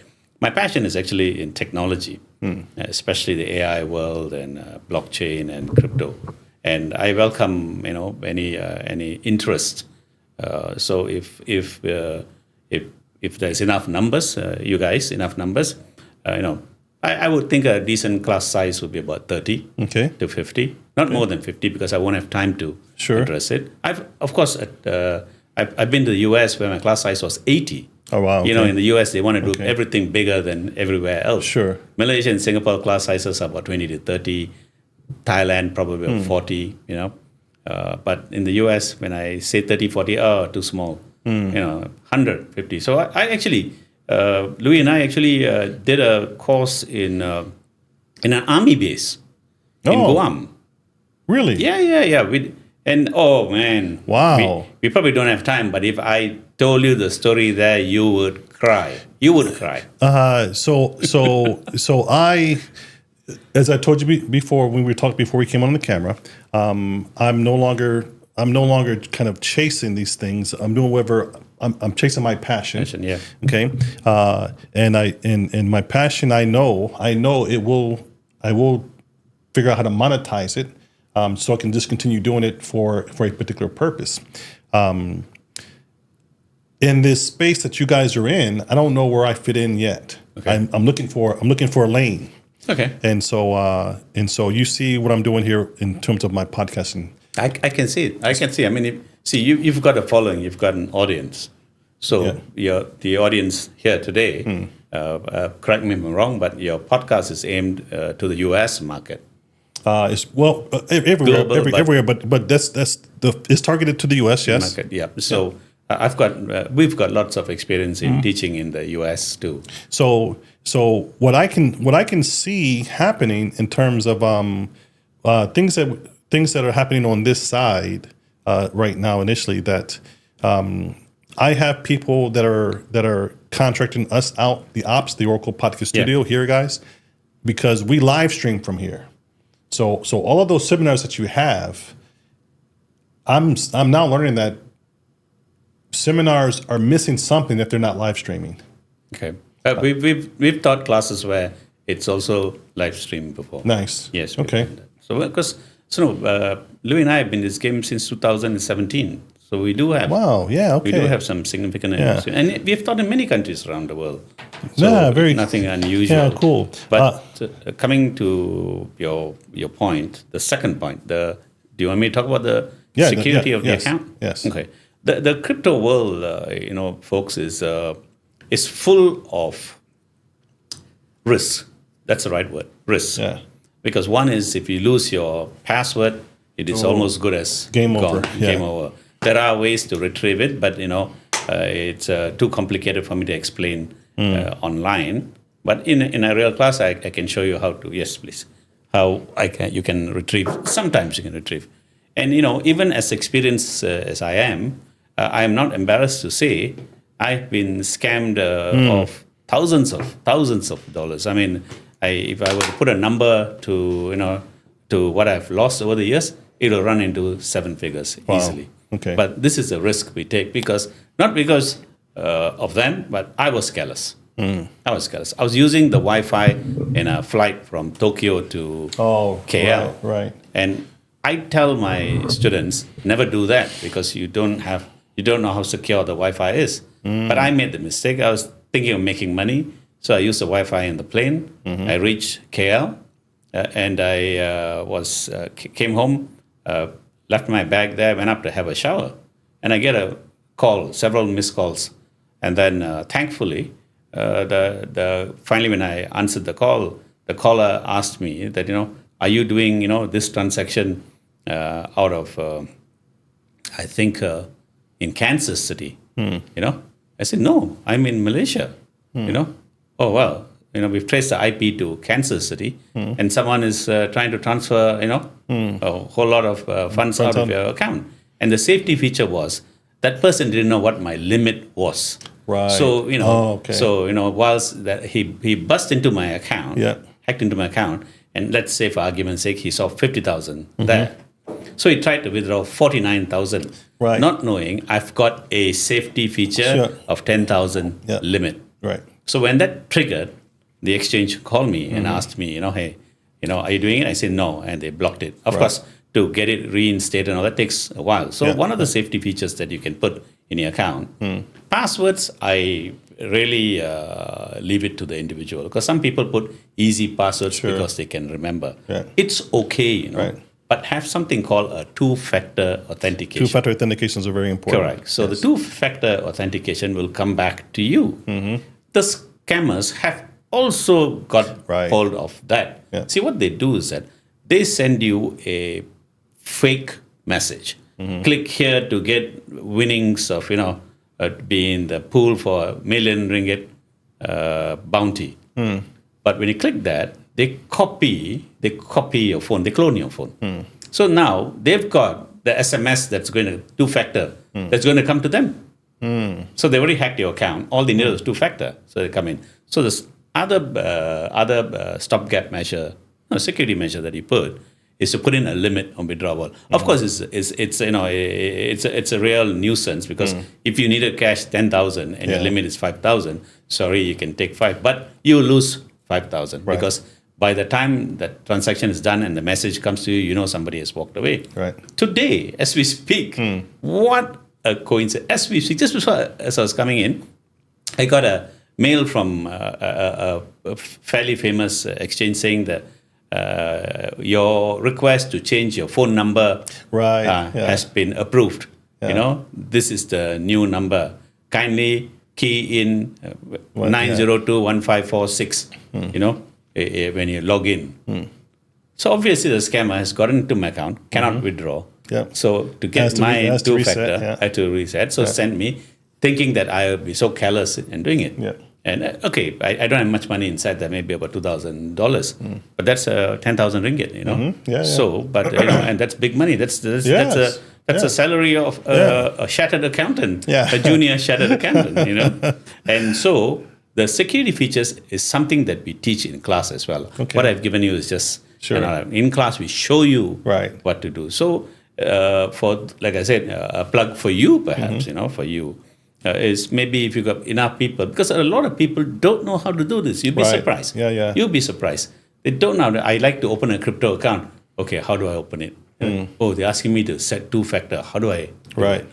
So it's like that. Recently, I launched a new project. Just as we speak, I launched a new project, and I told people, if you can afford to lose US 200, come join me in this adventure. If you are lucky, you double your money or you triple your money, But if you are unlucky, you lose $200 and that's it. And to show my commitment, I put in my money as well. A little bit more, but I put in my money as well. And my friend who came to see me to ask me to get more members was stunned. He was literally stunned. He said he's been in the project for about a month and a half. And when he came and saw me, and I gave him just under 50 members, paying members overnight. Wow. He was stunned. He said, "How do you do this?" So I hear this. I hear two ways. One, jealous, one, envious, because you guys know that I am struggling with my message for the iBallin brand. Now going on 5 years. I'm trying to get that message out. What he just said just now was brilliant. It seemed seemingly brilliant in terms of it's simplistic, it's honest, it's straightforward. And then it reaches 50 people, $200. That's amazing. Yeah, that's 10 grand. Yes, Automatic 10 grand. Yeah. Overnight. Not even overnight. I swear to you, he was leaving. Yeah. He talked to me at about 11 a.m. And he was leaving on the 5 p.m. Bus. 5 p.m. bus. Yeah. By the time he's boarding his bus, I had 42 names. Yeah. But it also obviously very much helps that you have this particular track record. Yeah. Listen, guys, I'm trying to do it virtually as a new face to a stranger. Of course, I can't get someone to give me $200. You can't. 100% not. So it doesn't just work like that. This man he's been through it, and this is part of that journey where I'm at the beginning of mine, and I know that maybe 5-10 years from now, I will no longer be begging you to take part of this challenge. It'll just be a no-brainer. And Snow, I do this in my class too. In my class, the first time that I appear, because it's between me and Louis, so he will finish his session, and then when I come in, I will ask the first question. I will ask, if 1,000 US is a stretch for any of you here, I know you have paid us a couple of thousand US to attend the course. Right. Louis and I will refund you the 2,000 out of our pocket because they've paid it to the academy. Right. They're not going to refund Right. you. Yeah. We will pay out of your pocket Yeah. if 1,000 is a stretch. Yeah. And I'm happy to say, in that 4 or 5 years, we've never had The refund. one person asking for a refund. No, that's so. Because we tell you the truth. Yeah. We tell you, I'm not here to take $200 from you. I mean, or for the matter, 5 or 10,000 from you. I don't need to. But do so that. many, but so many people doing what you do. They're in the business for that exact purpose. My wife used to tell me the days when we've had moms and pops who didn't know how to open an account, and I'll have this these aunties and elderly. Well, elderly is not the right word, but older folks who will just transfer, 30 grand, Blind, 10 grand, blind, sudden scene. Yeah. transfer, no IOU, no nothing. They'll say, hey, Ram, I'm going to send you 30,000. I say, hey, don't send me 30,000 because, then the bank will think that I'm running, something illegal. Illegal enterprise. And they'll say, no, you just take it. And I said, so how do you know that I've invested for you? He or she will say, it's okay, I trust you. And I've delivered on every single, to the point where I have to call them now. Yeah, hey, come take your money. Come take your money, I have to call them. And they will tell me, oh my God, I had forgotten about this. Yeah. How much is the 10,000? I say, well, it's now 50,000. Yeah. Oh, yeah. Yeah, that's great. And then and of course, plug for me and say, I tell you what, you keep half and, you send me. I mean, come on. If I gave you 10, in 2 years later, I give you back 50, you're going to make 40, right? Yeah. Hey, man, keep 20. Yeah, They have done it too, right? Yeah. So no, but to be frank, I've never taken a single penny that I don't deserve. No, that's which means wonderful. that if I did the trade for you, I charge you a fee. You've agreed that you'll pay me 5%. You pay me the 5%. Right. That's all. I don't need the rewards and all that. Yeah, so I've known Louis for a little while, and he's been and recently he's been sharing this piece with me. And so one thing I can tell you guys about Louis is that one thing I've shared with you on my journey is that I've changed to trying to tap into positive energy. Yeah. Right. And so Louis is this positive energy tip. And because I made that mindset switch, all of you guys are now coming into my orbit. Yes. Right. So it's amazing. So when I understand that you were with Louis, first off, I understood that we had something connected anyway. And then now that I see it was a positive energy thing, and now I see this also with Louis, I am not shocked by the notion that people trust you enough just to blindly do these things with you. In fact, of that 50 names that I mentioned to you, I can safely say about 20 or 30 just said, here's my 200, do whatever you want. Yeah. We make money, we lose it. Oh, we lose it. that's great. Dato, I'm gonna switch up gears just for a bit. Again, Sure, go ahead. I might try to get to some of these questions, but again, this is beautiful. I have a segment on my show called "What Was Your But I Did Moment?" What was your but I did moment? And these guys know that a but I did moment, that's a moment in your life where you said that you thought you'll never do something. I'll never try this. I'll never do this. I'll never jump out of a perfectly good airplane. I'll never go scuba diving. But somewhere along your journey, you tried that thing that you said you would never do. And you tried it and you love it and it became part of you. That's a but I did moment. And it's inspired by this poem that's titled But I Did. The poem goes like this. But I did. I know I said that I never would. But then I thought that I never could. But I did. By Ray N., published in 1979. Now, when you walked in today, I was talking with my mother who's going through cancer. Yeah. Her cancer, she battled cancer in 2022. Warrior beat it. It came back recently, so she's going through chemo right now. She's a poet and she's an artist, and so that poem, that's her poem. In 1979 that's when it was published. I didn't know that poem meant so much to me because when I was a small boy, when I grew up, I couldn't read till I was a freshman in high school, not officially. And I was not very well educated. I mean, I was not a good student. But she was an artist and she was a poet. Mm-hmm. And so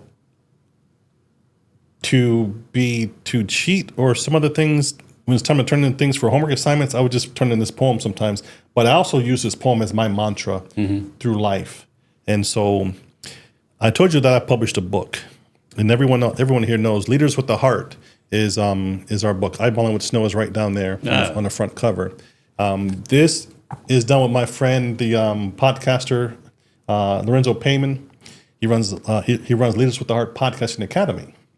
And he gets authors, 10 of us, to contribute a chapter. Oh, okay. Mary Gooden of Divine Destiny Publishing, shout out Mary. These guys are absolutely wonderful. First off, having never really read a book before, I think I read before I did this, I think I read a couple books. Also, not really knowing how to, I'm not a writer or whatever, but they convinced me to jump inside. They convinced me. He asked me to be inside. I was anti. I always said no. And then Leaders with the Heart, Volume 1, he gave it to me. I was reading it on the beach in Trengganu. I had to get away from my in-laws and my wife talking. I'm on the beach smoking my cigar. I read the first book. It spoke to me. There was a passage inside there from one of the authors that said, I'm open to receive what the universe has in store for me. Man, out of the movies, the sun was coming over the South China Sea. Yeah. It was coming up. Yeah. So I got to be in the next book. And so from there on, all of this came out from that. Okay. So inside this book is my chapter. This is a poem, but I did. So I'm asking my guests if they could just read that poem, titled Down to Ray N, by Ray N, published 1979, and then share with my audience what was their but I did moment. Okay. You mind doing that? No problem. Okay, I'll read out to you. The title of the poem is But I Did. Okay, so it starts like this. I know I said that I never would, but then I thought that I never could. But I did. But I did. By Ray N., published 1979. Ah, perfect. Beautiful. So I'm doing this as a tribute to her because when she got cancer, I was trying to figure out what can I offer, what can I give, and so I did this. The first part of this, my chapter is her, and my story with her and what she meant to me, what she means to me now, and this is the way back. I'm giving back. So if you don't mind, share with us what was one of your but I did moments. Okay, I think it's quite easy to do that. because I had a mantra when I worked as a straight-laced accountant, and at that time, if you ask me this question, say in 1998 or even 2000, it would be, I would never retire, from this job. Okay, right. I would never retire. Yes. I mean, at my peak, it was paying me a lot of money. Right. A lot. I mean, when I say a lot, it was a lot. I was a senior, accountant in the firm. I had a staff force. I was, a director of the company. And the salary was a number that is hard to believe in Malaysia. The annual package was in the 7 figures. Wow. Yeah. So there was no reason to retire. I had, cars and a house, 2 houses with pools and so on. It's a job you can do well into your late. I can do well into my late 60s. No problem. I was but I told myself when I graduated in 1980. Second time, I first I did a diploma in engineering first, and then I retrained to become an accountant. I think I graduated in 1989. Yeah, got my cert in 1990, so 89. I told myself I loved working. I mean, when people say working 10 hours, 12 hours is crazy, but I tell you, I loved working. I loved going to a place where everybody knew my name. Right. Remember Cheers? Cheers, yeah. Norm. Yeah. So I loved going to, Norm just went to a place where... Yeah, everybody still knows him, yeah. Shout out Norm. Yeah. George went. My mantra was, I told myself, the day I wake up and say I don't like to go to work, I don't like to see the people that I see, I don't like to eat what I eat. Right. That's the day I will quit. So, and this was a great run. I set up many things in the firm. I used to head up a division called transactions in the firm, and this was back in the 90s when we were not, hyperlinked and all that. Right. There was no website and so on. I created a website for my division with my cost, not the company's money, my cost, with hyperlink, with our methodologies out on the public domain. And my boss called me and said, "You are the biggest idiot. You've just given away our trade secrets by putting in, what we do." Right. So I told my boss, I'm sorry, I have a difference of opinion. I don't think any of the stuff that we do is a great secret, right? Because the secret, if you may, is in the execution of the work. Right. Not in the methodology. Every big firm will have its own methodology. So some or other, much to his annoyance, I should say, I put my methodology onto the internet. This is 35 years ago. 1996 or something like that. 97. Listen, so you put on, in terms of numbers now, you put it on the internet back then, nobody saw it. Yes. So I then got around to sending to my clients, hey, instead of me pitching for a proposal, here's my website. Yeah, go here, look at it. Go ahead, look at it and all that. And you know what? When the .com boom took off, my practice just took off, because when they wanted to go to a big company to buy, a shoe and a shirt, they knew what shoe they want to buy, because I had told them these are the things we have. But the shirt, I have to go to the company and ask what shirt do you have. So I didn't have to do any work. I just sat there and then they were, coming in. So that was the mantra I used. So you asked me, right? But I did. So I told myself I'll now resign. But one day I got up. I can tell you the date, 21st September 2006. Really? Wow. Okay. 2006. My second child, my son, was born. The hospital wouldn't allow me to go inside the birth room to cut the umbilical cord. Right. I did it for my daughter, but my son, Malaysia, they don't allow. But eventually they allowed me, but they asked me to sit outside. So I took out my laptop and I said, I've got 2 kids now at that time, 2 kids now. I really want to spend some time with them, growing up. Yeah. I was financially comfortable. Yeah. I didn't have to worry about the next dollar. I was 42 years old, and I said, "Do you want to spend your life now working as an accountant till you're 63 or 65, whatever, right?" And then I asked myself, you spend 10 hours, 12 hours a day working. So I just typed an email, sent it to my boss. I hereby resign. Wow. Resign. My boss replied almost immediately saying that instead of your wife, you are suffering from postpartum depression. I'm not accepting this. We'll talk about it. Yep. Come back and see me next week. Take your time off. Take your time off. Yeah. So, hey, that's nonsense. Yeah. Stop talking like this. Take your time off. Hey guys, fuck. Ram is gonna take off.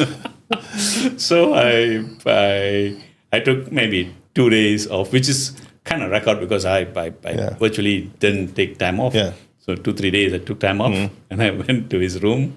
I said, "Hey boss, I thought about it." And he said, "I'm glad that you came to your senses." Yeah. I said, "Yes, I did. It took me 23 years, but here's my written." Nice. Yeah. Of course, he did try to talk me out of it. But I told him, "Look, I don't think I can go any further, in this business. And with due respect, I think that I've already reached the end of my career. Yeah. So I've kind of lost the passion in working the way I did. So I never thought I would, but I did. Yeah. And I think, Snow, on hindsight, it was probably one of the best decisions. Well, I would say the best decision in my life was to marry the woman that I'm married to now. It's incredible. She's an incredible partner. Oh, fantastic. My second best decision was to get into cryptocurrency. Okay. And my third best was to quit being an accountant. And your fourth best and major decision that you made, by far the fourth one, is to come on to the Oracle Podcast Studio on the iBallin with Snow podcast. I enjoy it. I mean, one of the things, Snow, when we met the first time, right? Yeah. Within 2 minutes, you told me, I got to have you on my show. Yeah, immediately. So I know, I have an idea of the folks. I've now done a few of these where I have an idea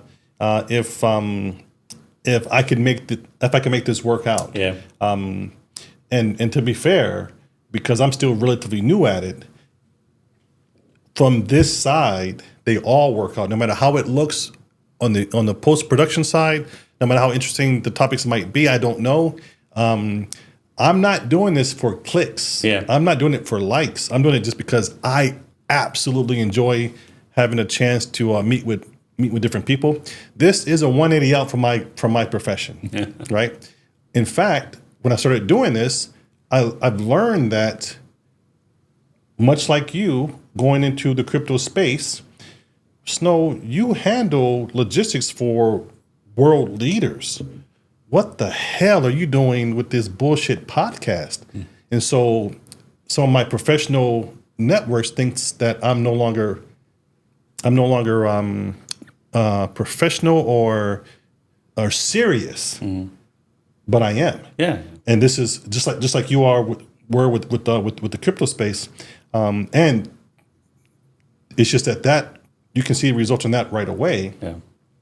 I am damn serious about this because I just really like talking with people. That's how. That's why I was able to be so effective, and I have some credentials in my previous life, respected in that world. When Air Force One organizations or when people call you up specifically to say only you can handle Air Force One's logistics and they fly you out to do that, then there's some credentials there.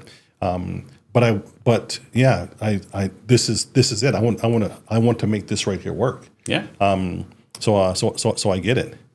Yeah. As you said, I have I have another story to tell you. Yes. Also will be interesting. So Yes. I was invited to a royal dinner about, say, 3-4 weeks ago. Yeah, but 3 weeks ago, royal dinner.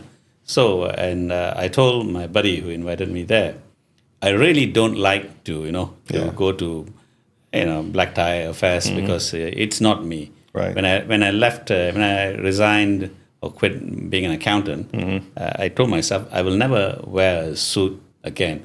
Not with our weather. I mean, as an accountant in a big firm, you're supposed to be suited. Sure. But I had enough of that lifestyle, so I never wear it again. So never mind.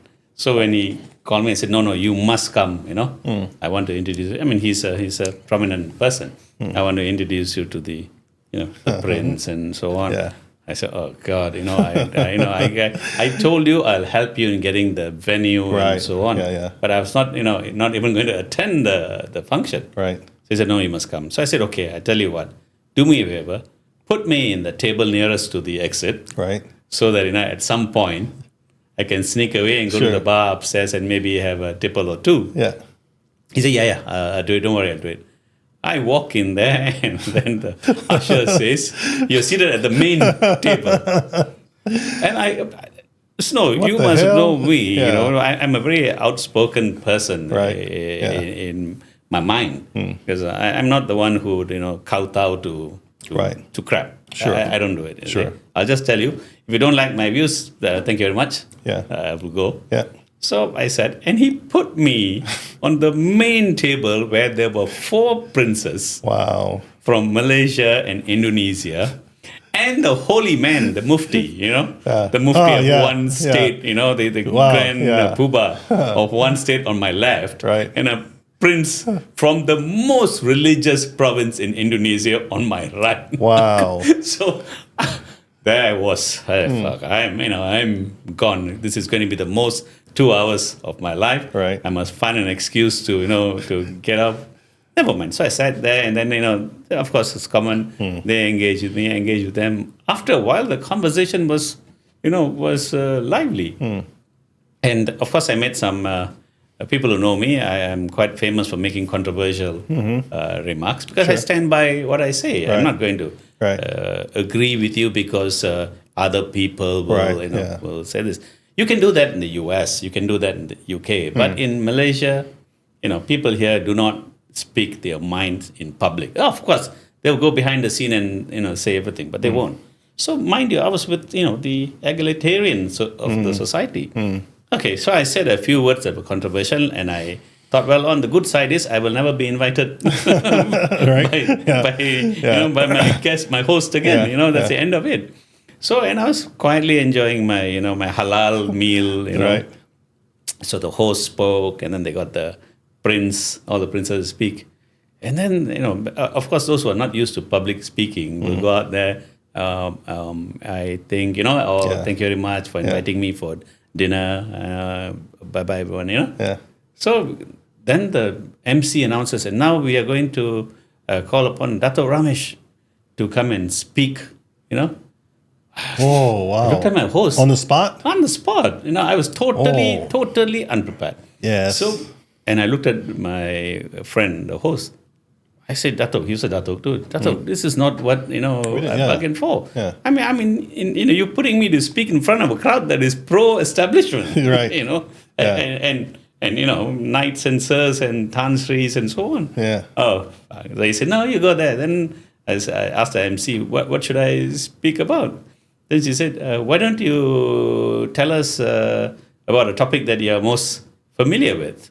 Familiar with, and the crowd will be entertained. A crowd, would like to listen. I said the topic that I'm most familiar with is myself. I said, shall I speak about myself? Oh, she said, speak as long as you want, because the rest are asked to speak for 5 or 10 minutes. And, and they couldn't even last 2 minutes. Yeah, right? okay. So I went there, I started speaking about myself, my history, my rather colorful history. And at about 5 or 6 minutes, the MC said, I think we made a mistake in asking you.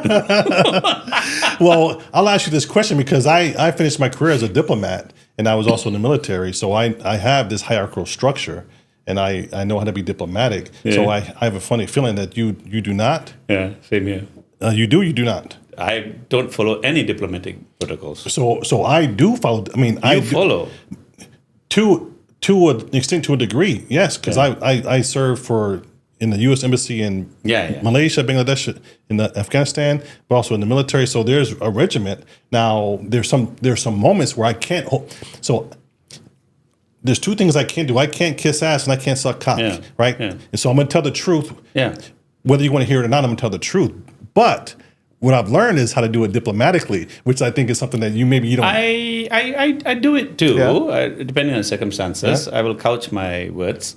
I think I'm fairly. You're educated enough to know that you can't just come off the top rope. Right. So in certain I know how scenarios. to pitch it. I know how to speak between the lines. Yeah. I'm fairly adapted, and I'm very comfortable in public speaking. No issue at all. I like I said, I used to teach all over the world. It's nothing, even in a country like Thailand where they hardly understand English, I can get by speaking. So when the host took away not took away the mic, but kind of said, okay, your 5 minutes is up. The crowd said, hey, no, let him speak. And my spiel lasted for about 10, 12 minutes. Yeah, and then after I finished saying, look, I think the proceedings have to go on, so I better go. And then when I went back to my table, a few of them walked up to me and said, Dato, is it okay I buy you a drink after this session? And what's more surprising? So the royalties were there, and they were quite amused. I think that's the word. They were amused. And then I said to my friend, "Well, I'm pretty sure that I'll not be invited to any of these royal functions anymore."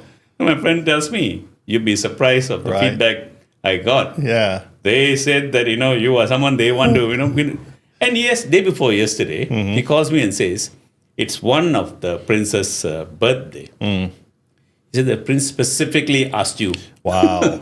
Specifically said, you're going to invite 100 guests. Is Dato Ramesh coming? Can I have him seated at my table? Something. What I understand about this country is that, of course, there's the politics of it, but inside the politics in general, there's always those individuals where you least likely think that they want to hear if there's something negative. A lot of politicians, they only want to hear the good things. The good things. In my country, the guy doing it right now, you can't come in with bad news. We know who you're talking right? about.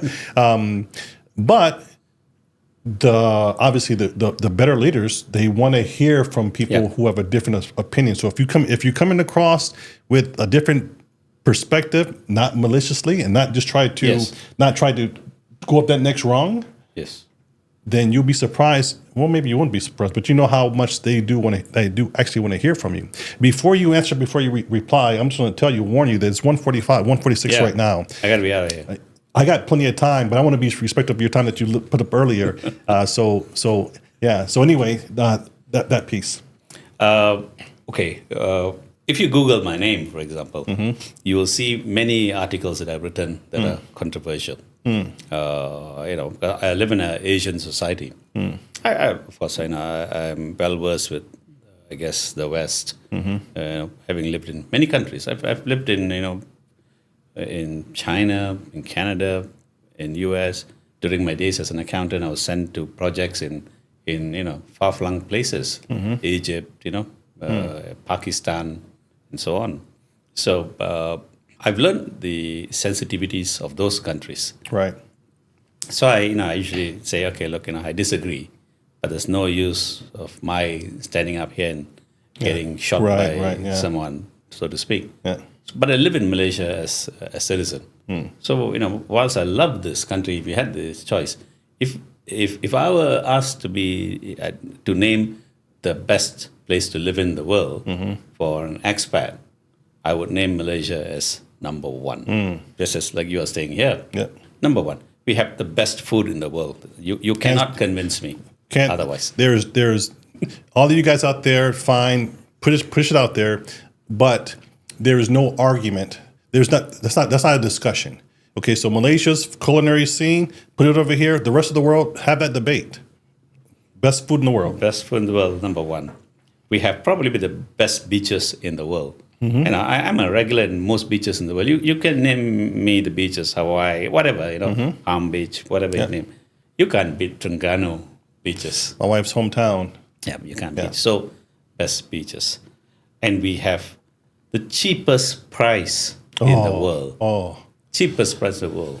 yeah. Cheapest price in the world. I mean, you want to say something on the price? Yeah, you guys know I'm doing some segments about Malaysia, and I'm trying not to do the comparison in terms of the food cost, because cheap sometimes get misconstrued with not good or low quality. It's not the case. It's inexpensive, but affordable luxury It's here. is here. Yep. So we have Best price. best price. Our rental rates are among the cheapest in the world. Hotel costs. It's not among. I think it's the cheapest. Oh, It's yeah. the cheapest. 5-star hotels here cost less than a 3-star in Singapore. Yeah. No joke. Yeah. And the people. I really like living in a society like ours, where there's people of Malay, Indian, Chinese, Thai, stock. So we've got a fairly good Multicultural.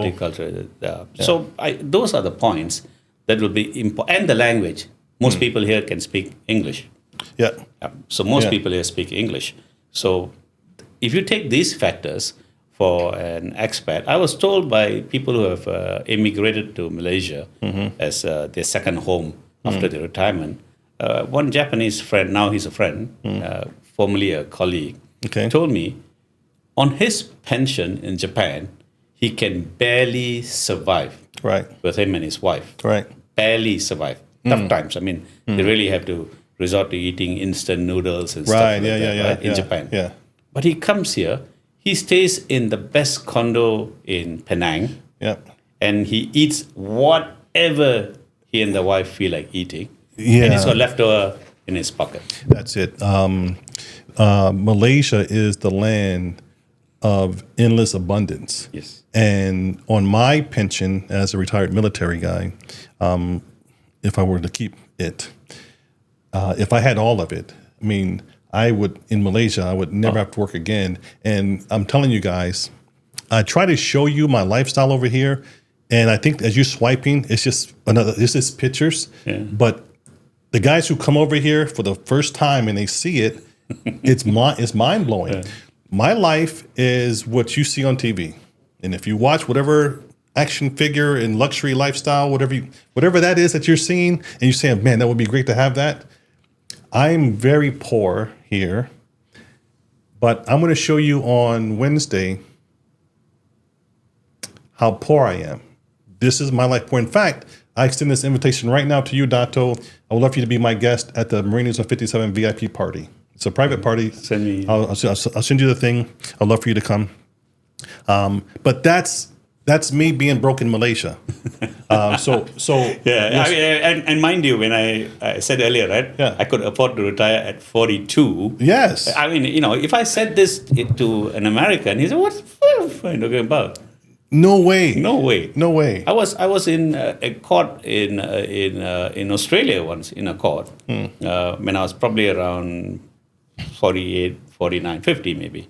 And when I told the judge that, the penalty she's imposing upon me is unreasonable because I'm a retired person. I'm a pensioner, I'm a retired person. You're going to impose a penalty. And the judge in open court told me, Mr. Raja Ratnam, you're 50 years old, you've led a good life. There is no reason why you should stay retired at 50. Go back to work. Really? It's exactly what she said, because she didn't understand where I was coming from. Yeah. And she couldn't believe that, that I could live in Malaysia with $10 a day. Yeah. Who would believe? $10. Well, no, it's because in the rest of the world, it's not possible. Yeah, it's impossible anywhere. It's impossible to do that. Guys, tell me where in the U.S. or anywhere. You know what? That's not fair. There will be some places where the quality of life is very, very, very, very low. Yeah. But we're talking about $10 a day with a high quality of life. Yeah. This is the difference. It's with $10 a day, you can take a city like let us be reasonable. Let's take Riverdale in California. Okay, Riverdale in California. I won't go to LA, but Riverdale or Victorville or something like that. $10 would not even buy me a coffee and a bun. Would not. It's not breakfast. Yeah. That's like $11. Yeah. Right. And over here, Yeah. I've got more stories to tell, but you don't have time. Yeah. But $10 a day. I don't even. Snow, you won't believe it. There are days I don't spend $10. Yeah. That's like 43 ringgit. I don't. Yeah. I go and have a chicken rice for 10 ringgit. Yeah. Tea for 2 ringgit, and then dinner. A noodle for 10 ringgit. So it cost me 24 ringgit. Yeah. But what's that? If you told somebody in the US for $5 I can have 2 meals a day, Yeah. they would throw you out. No, that's a coffee. That's maybe a coffee with the tip. Yeah. Dato, listen, I'm gonna cut off abruptly. Now, I have all the time in the world. I'm being respectful of your time, so I'm gonna really push you out of here because otherwise we can just get into it all day long. I'm gonna keep this running. We'll say goodbye. We'll say goodbye like this. Okay. But I'm gonna send you. I would love to have you at my table over at this thing. I'll tell you more about it later on. It's next week Wednesday. I don't have to wear a suit, right? No, come like this. Okay. I'll have my jacket on. Okay, if you told me a suit, then sorry, no. mate, This is a private VIP party. It's a 13-year anniversary party of Meridians on 57. Okay. And so it's a private event that he has. Just So for, Wednesday next week, right? It's for Wednesday. Okay. He has it just for the long time, close clients or friends or whatever. Okay. Anyway, so we'll feed you a drink. We'll feed you. We'll water you. And then yeah, I'll invite Louis too. Okay. Hey guys, I'm gonna wrap up the show. I'm gonna wrap up the show here with I had no idea. I had no idea who I was gonna have in this chair. So Dato, please say goodbye to my guys as you see your way out. Okay. Folks, thank you so much. If there's any way they can contact you, if you have socials or anything like that, Yes. do plug that here.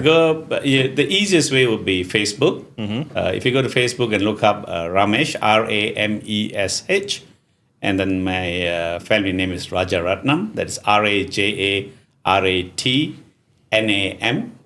So I'm active on Facebook. You will see my somewhat colorful views of life in general. I speak about many topics. So you will either like what I say or you will hate me for what I say. But that's how life is, isn't it? I'm not here to please everyone. Yes. I'm here to please myself. All right. And I have good fun doing so. So I think Providence has catered for my needs. I'm very thankful for being alive in my 60s, but reasonably healthy. No reason to complain. And I welcome comments from you. So I am happy anytime you feel that you need to liven up your chats. 100% will have you're going to be a repeat guest. You know that already. And maybe the next time just tell me to speak on one topic. Oh hell no! I told you I'm an opportunist. I'm gonna take you for as long as I can get you for. Check this out. As you say goodbye, check this out. We're gonna do like this, and I'm gonna just set up and shake that hand of yours.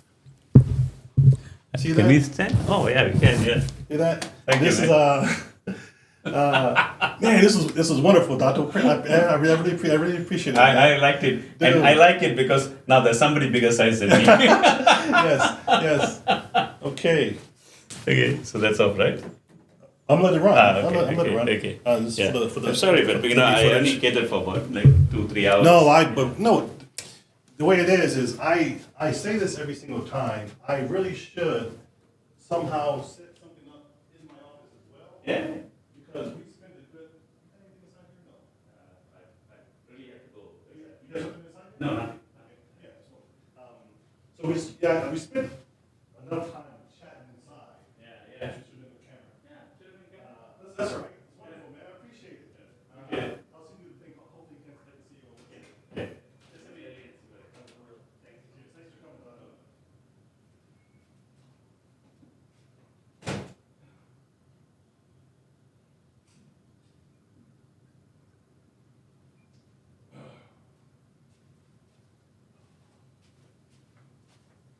Okay. That was great. That was great. Let me stop this now. That was wonderful.